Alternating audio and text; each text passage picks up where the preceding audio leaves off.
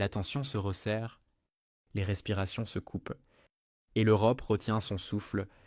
Ce qui se joue entre Rome et Paris dépasse largement le cadre d'un simple bras de fer diplomatique. C'est une secousse géopolitique, un choc frontal entre deux visions antagonistes du continent. Un moment où les masques tombent et où les nerfs lâchent. À Rome, Giorgia Meloni observe la scène avec une froide détermination. À Paris, Emmanuel Macron maintient une posture inflexible. Entre les deux, un gouffre qui s'élargit chaque jour. Tout commence lorsque Meloni, connue pour son franc-parler incandescent, lance un message direct, presque brutal, à Macron, pas d'enrobage diplomatique, pas de courtoisie feinte. Elle exige qu'il change de cap, qu'il cesse de traiter certains acteurs politiques comme des parias.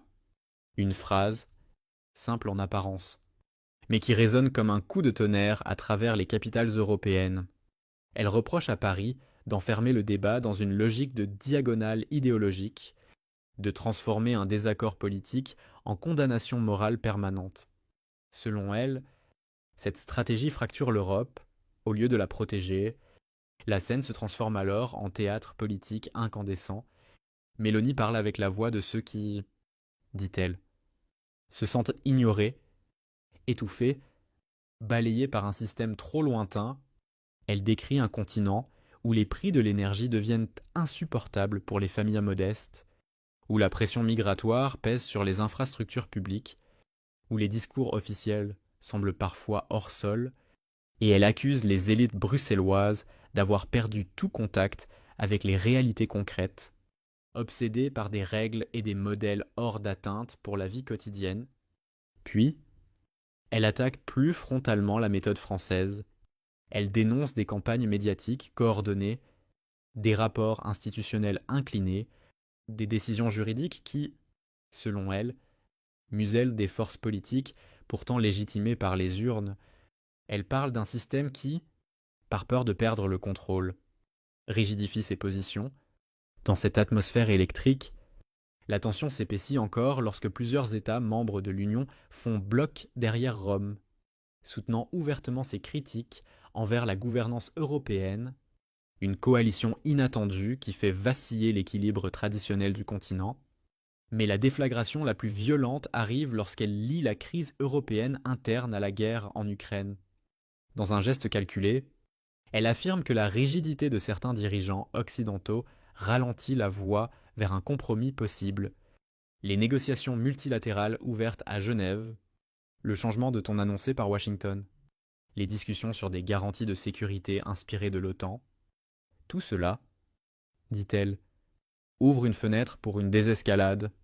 À ses yeux, certains leaders européens s'accrochent toutefois à une approche inflexible, davantage motivée par l'image internationale que par une stratégie réaliste. La presse internationale saisit immédiatement l'allusion. Meloni ne cite aucun nom, mais les insinuations semblent claires.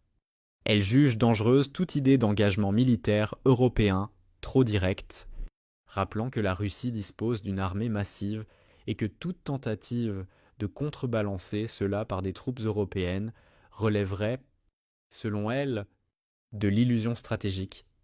Lors d'une conférence, elle rejette fermement tout envoi de soldats italiens en Ukraine, une prise de position qui contraste avec l'attitude plus offensive de certains dirigeants européens. Dans l'un des moments les plus commentés, elle réagit en direct à une nouvelle déclaration française appelant à intensifier la pression sur Moscou. Les caméras captent son mouvement de tête, un geste bref mais lourd de sens, interprété comme un signe d'agacement face à ce qu'elle juge une escalade verbale sans issue. Ce détail se propage sur les réseaux sociaux, résumant en une seconde la fracture profonde entre deux visions opposées du conflit. À mesure que les semaines avancent, le duel se transforme en confrontation idéologique globale. D'un côté, un camp qui privilégie la diplomatie progressive, les compromis, le pragmatisme. De l'autre, une position qui insiste sur la fermeté, la pression, la nécessité de maintenir une ligne dure. Ce contraste devient le symbole d'une Europe divisée, hésitant entre prudence stratégique et posture de puissance. Et au cœur de cette tourmente, Mélanie accuse Macron de s'isoler, de s'entêter, de se fermer à la dynamique internationale émergente, pendant que l'Italie, la Finlande, les États-Unis et plusieurs partenaires européens parlent d'options concrètes, dit-elle. Paris poursuit une trajectoire qu'elle qualifie d'idéologique. Le débat devient alors un duel de récits, de définition de la réalité, de conception opposée du rôle européen dans un monde en mutation. Ce n'est que le premier front, la première fissure, le premier acte d'un affrontement qui, déjà, laisse présager des répliques bien plus violentes. Mais l'histoire ne s'arrête pas à ces déclarations publiques, car derrière chaque mot, derrière chaque geste capté par les caméras, il y a des calculs, des manœuvres, des pressions invisibles.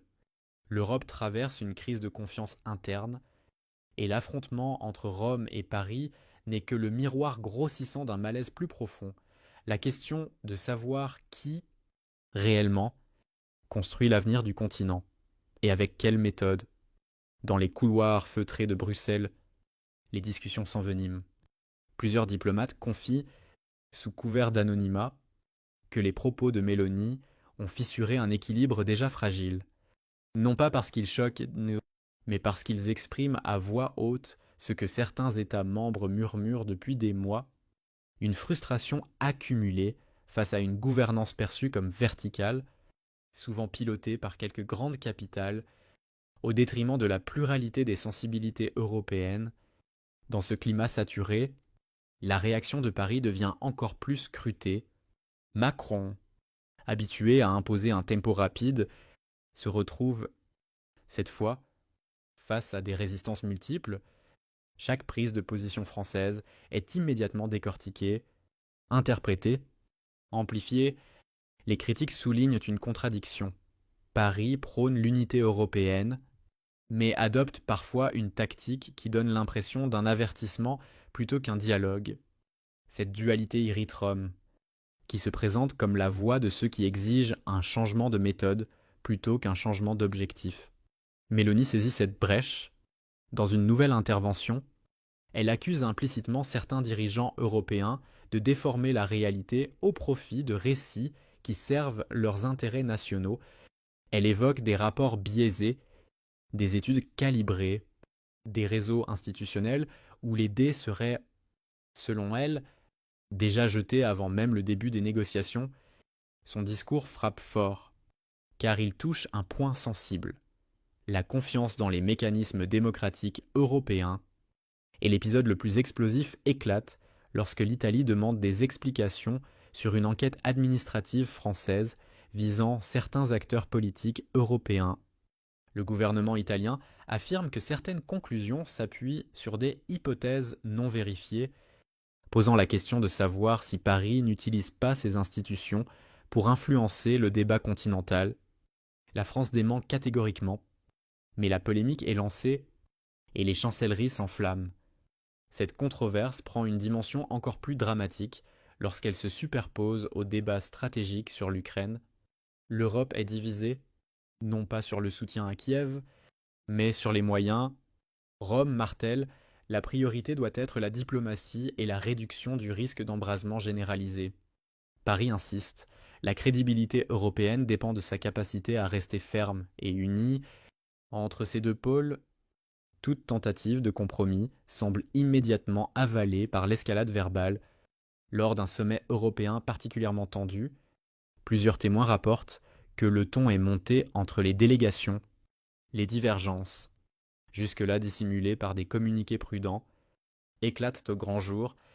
Mélanie reproche à la France un langage trop agressif, risquant de prolonger inutilement la crise internationale. La délégation française réplique en accusant l'Italie de naïveté stratégique. Les caméras n'ont rien filmé de cette scène, mais les récits qui en émergent décrivent une atmosphère presque insurrectionnelle, où chaque mot devient une étincelle potentielle. À mesure que la tension se propage, l'opinion publique européenne se polarise. Les médias italiens décrivent une France inflexible, enfermée dans une vision autoritaire de la construction européenne. Certains médias français, de leur côté, présentent l'Italie comme une puissance trop impulsive, trop critiques, trop déstabilisatrices.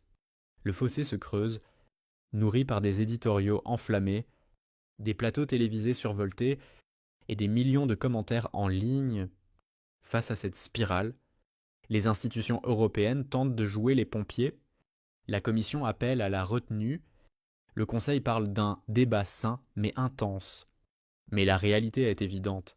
Jamais depuis des années un affrontement interne n'avait pris une telle proportion.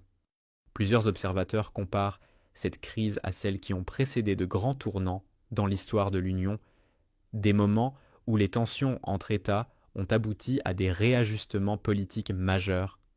Dans un discours prononcé à Rome, Mélanie pousse encore plus loin son analyse.